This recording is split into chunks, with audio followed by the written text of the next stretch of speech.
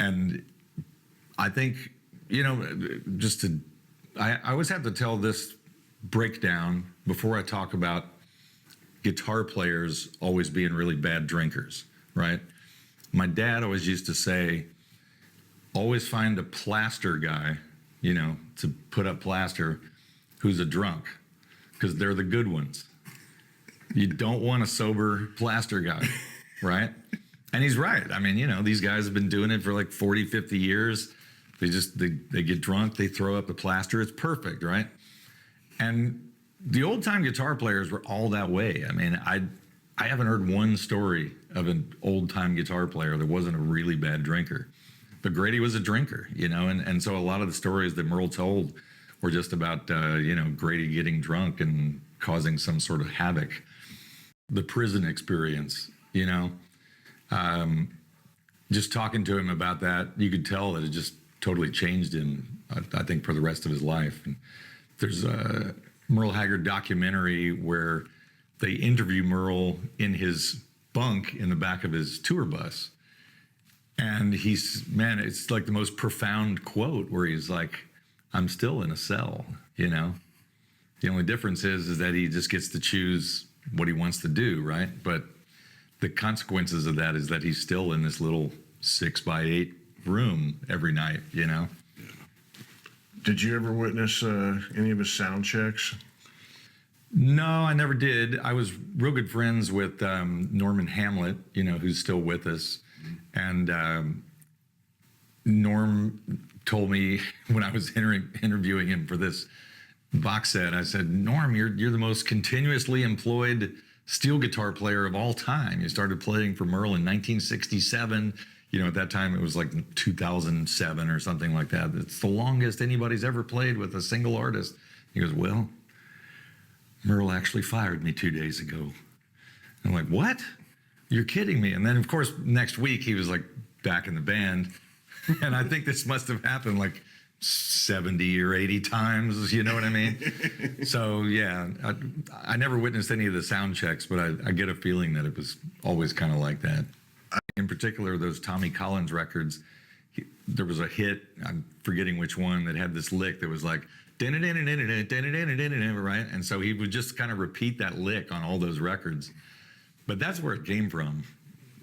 And I was assume, you know, the stories are true. And I remember Merle talking about this, that the reason that they started playing the Telecaster was just because if you were in one of those really loud bar rooms, the treble pickup on a Telecaster was the only thing that would cut through. Yeah, and you know, the West Coast thing was different from out here. Out here, country music shows were more like a theater production where people would play on a stage and people would sit down in the audience and clap after each song and that sort of thing. And maybe they would do dancing, I don't know. But the West Coast thing, after World War II, you had all these hillbillies that moved out there from Oklahoma and Texas and Missouri and Arkansas and whatever. And they went to work in the defense plants and the agriculture industry. There was just all these jobs out there. And they were just a rowdy bunch. So the country music shows that happened on the West Coast happened in these really loud venues, you know, where people were just whooping and hollering and fighting and cussing. So the music had to adapt to fit that. I always like those stories of how technology progresses just based on a need, you know what I mean? And that's a classic case of it.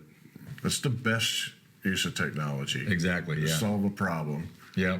And well, just to throw that in, all those guys, all those Bakersfield guys, Buck and Merle and whatever, they all started playing on acoustic guitars and mandolins and banjos and things like that. They knew all that traditional music.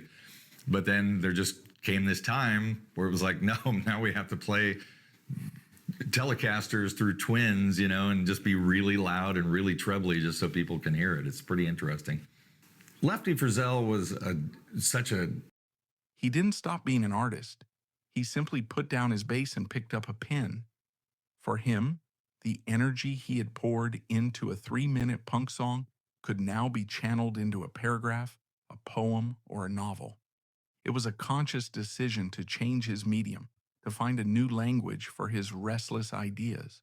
It was also, in part, a survival mechanism. His long and debilitating struggle with heroin addiction had drained his energy, his finances, and his creative drive for music. Stepping away from the chaotic, substance-fueled world of rock and roll was a step towards saving his own life. The third act of Richard Hell's creative life is perhaps his most surprising, and in many ways, his most rewarding. He disappeared from the stage and reappeared on the page, rebranding himself as Richard Myers, the writer. Before punk was a sound, it was a look. Before it was a movement, it was an attitude. And before the Sex Pistols or the Clash, there was a blueprint, a man named Richard Hell. With his spiky hair, ripped t-shirts, and aristocratic disdain, he invented the entire visual language of a revolution. He was the snarling voice of the blank generation, a poet dressed in rebellion. He was a pioneer, but overshadowed by the myths he helped create.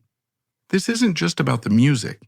It's about a restless mind, always ready to leave brilliance behind to chase the next idea. How did the architect of a revolution become its ghost?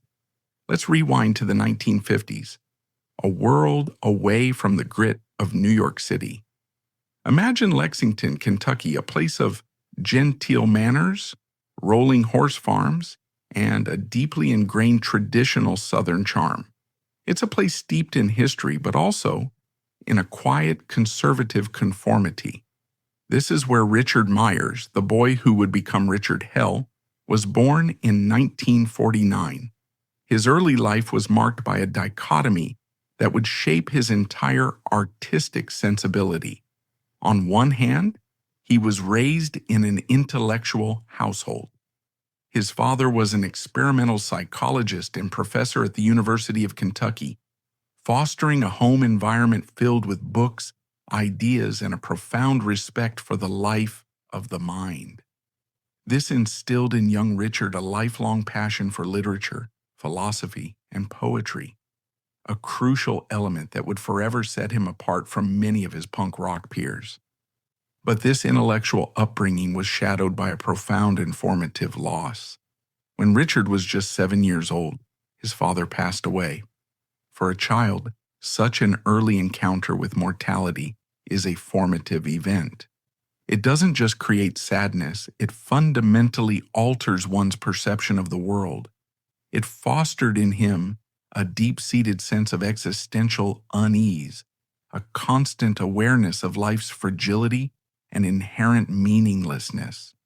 It pushed him inward, making him a keen observer, a contemplative child who processed the world through words and internal monologues. This early trauma, combined with the suffocating conformist environment of Kentucky, created the perfect, fertile ground for an outsider. He felt utterly disconnected from the prevailing culture, developing a sharp sense of irony and a burning need to constantly question and ultimately reject established norms. His restlessness soon became a defining feature. By his mid-teens, the quiet conformity of Kentucky felt like a prison. He craved something more, something that resonated with his burgeoning artistic and rebellious spirit. His escape route was both literary and literal. He devoured the works of the Beat generation and the French symbolist poets, finding in them a language for his own alienation. Then in 1966, at the tender age of 17, he fled. He dropped out of high school and hitchhiked across the country with his childhood friend Tom Miller. Their destination, New York City, the promised land for any aspiring artist or outcast in the 20th century. New York in the late 60s and early 70s was a vibrant, if gritty crucible of artistic experimentation. The city was bankrupt, dangerous, and decaying, but in that decay, there was freedom. It was a magnet for poets, filmmakers, musicians, and marginalized individuals of all stripes. This was Richard's true university. He immersed himself in the avant-garde film scene, the vibrant literary world of the Lower East Side, and the burgeoning rock and roll underground. He and Miller, who would soon rename himself Tom Verlaine, started their own small poetry press, publishing their own works and those of their peers. He wasn't just looking to play loud music.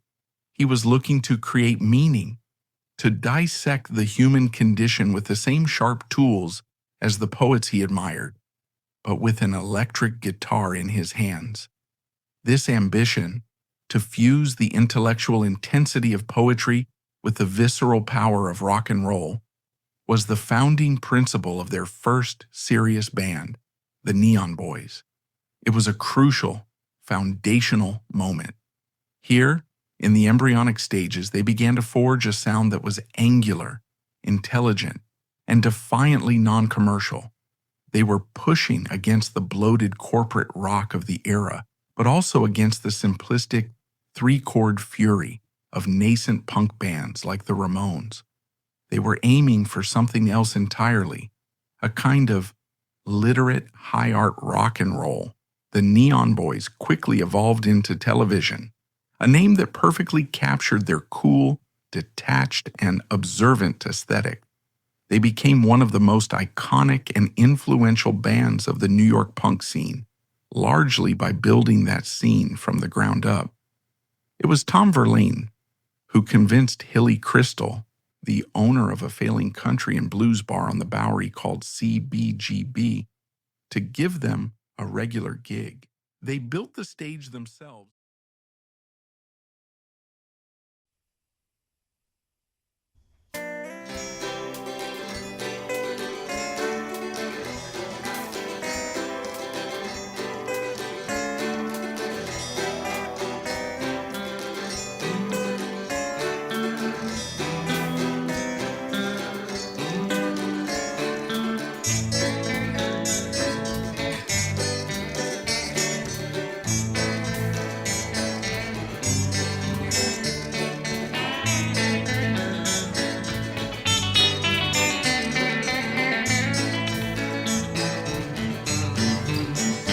I got skeletons in my closet, cobwebs in my heart, dust bunnies under my spiritual bed, I just don't know where to start.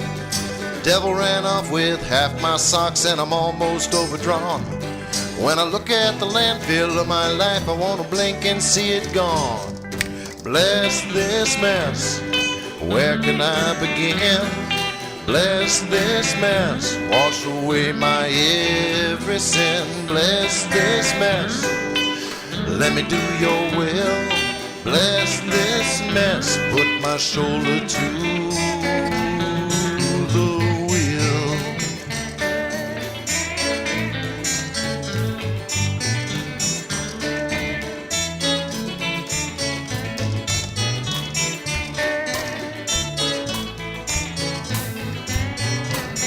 I got a dustpan full of anger, and I'm sweeping up some spite. Got some apologies I need to make on the telephone tonight. I'm still knee deep in yesterday with lots of junk to ditch.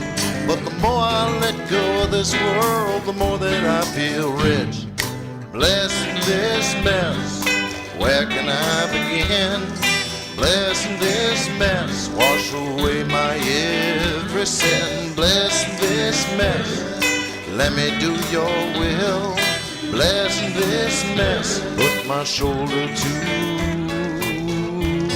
the wheel.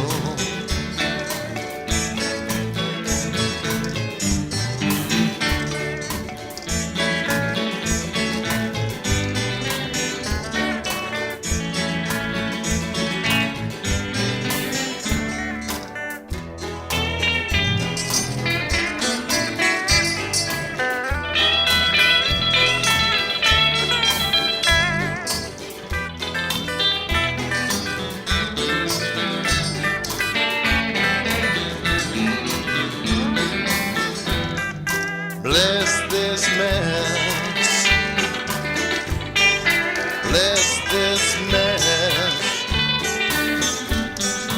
bless this mess,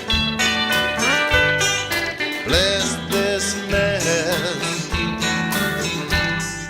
bless this mess, where can I begin? Bless this mess, wash away my every sin. Bless this mess, let me do your will. Bless this mess, put my shoulder to the wheel. Bless this mess. Bless this